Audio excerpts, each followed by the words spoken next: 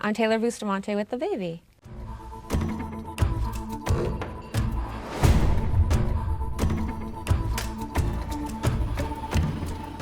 Oh wow, the inspiration for the film was Michelle Wilkins is the name of a victim of a true crime story that lives in my head rent-free.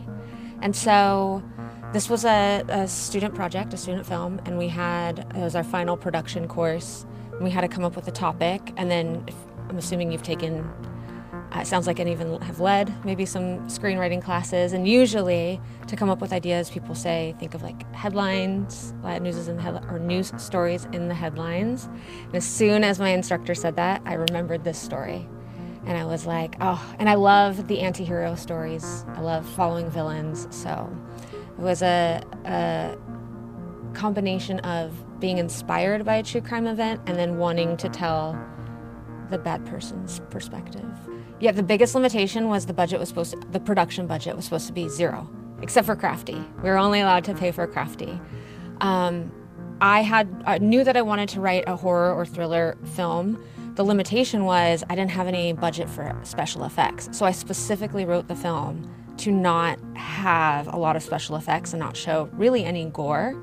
So that was a nice, fun challenge. Because I do know that I think one of the barriers in our film festival journey, because we've only screened at genre festivals, I think a lot of times getting into them, of course length of time, but is because we don't show the tropey gore stuff. So we're not a slasher necessarily. We really don't show, there's no blood. It's kind of all in your imagination. Whatever you think happens is the horror. It also limited us to having, I'd say, like super decent cinematography, but with all of that said, it was a fun challenge and it helped me learn the value of all the crew. So it was all up in Berkeley because it's a UC Berkeley film, and I was super nervous that we were gonna have like a bunch of Karen moms who were going to come up and be like, you can't film here, like our kids play here, like I don't want my kid on screen. And so I made sure to get a permit, but it turns out like everybody was really chill and nobody was even there that weekend. It was supposed to actually be set on a rainy day, and up in Berkeley it's normally crowded and cloudy, and I ended up getting COVID. There was a couple of setbacks, so we had to push the park shooting dates back like several weeks, and then the day we ended up shooting was like the first sunny weekend, so we had to rewrite some things because of that. I'd say it was fun. There was no complainers, which was great. People were more curious, and actually some people wanted their kids in it. They're like, do you mind if like we keep playing? So that was really fun. We just had to, adjust for the super sunny conditions, and a lot of that had to be worked out in post because we did have some overexposed stuff because we weren't planning for the sun. The original script was written for like a 4 or 5-year-old kid, and I kept getting the feedback from a lot of people that's really hard to find and they're really hard to work with. I actually didn't learn about the child actor laws until after I did this, and now I understand that there's a lot more that needed to take place. Fortunately, the kids' parents were there the whole time, and they had a blast, but we ended up finding he was 8, and so we rewrote the script to be for an 8-year-old. So initially in the script, the kid is supposed to spill his juice on his mom's lap, and then they had like red juice on her shorts or whatever, and it was a little too on the nose for me. But when we got an 8-year-old, I was like, you know what, how would an 8-year-old act in this situation? And I was like, well, 8-year-olds act out. And so I pulled him aside, and do you know what scene I'm talking about, like at the park?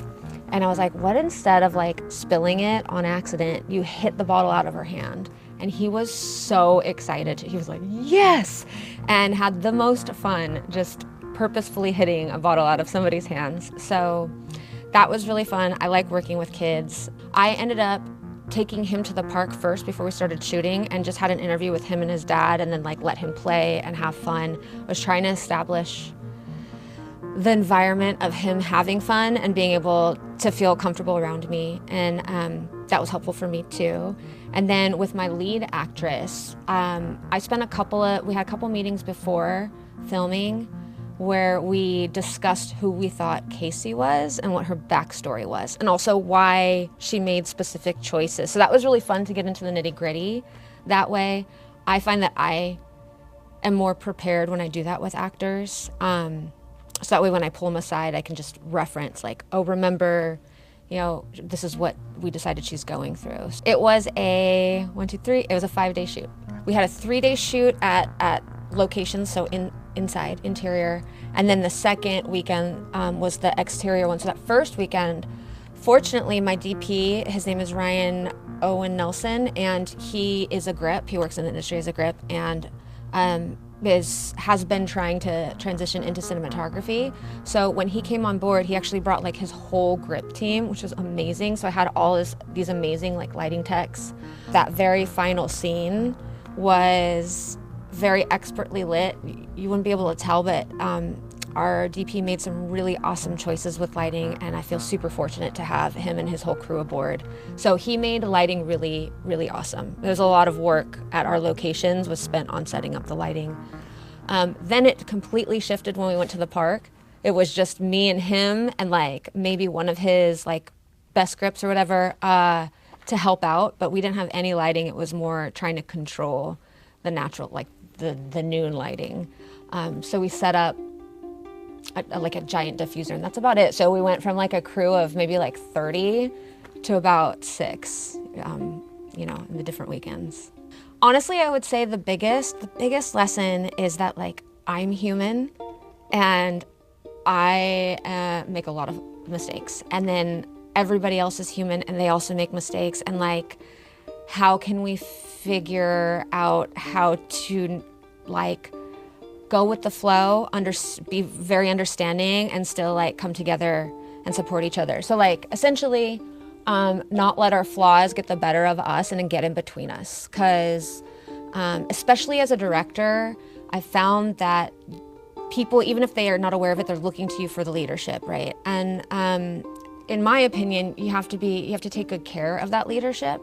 Well, it's such a delicate balance, right? Because you have to make decisions, but at the same time, I want to be considerate of everybody else. But then you have a schedule, and you have time, and you have the film set has needs. So really learning how to juggle all of that. There's this Sundance class that's, I haven't taken it yet, but it's been on my calendar to watch out when it comes on next. But it's essentially, it tackles this very subject of how to be a really mindful leader in directing and in filmmaking. And I think if I'm ever to go on set again, like my set feels like a safe place for everybody.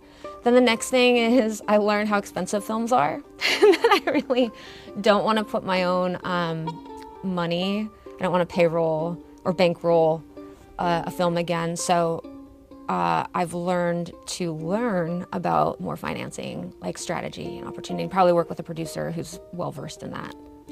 So Patrick is the producer, one of the producers of this film. He and I are literally juggling 5 different scripts right now. We can't figure out what we want to do first, and if we want to just move straight to a feature, or if we want to do another 1, 2, or handful of shorts first. So it is still in the horror genre arena, and yeah, more to be revealed, I guess. This is the baby. Literally, just the baby.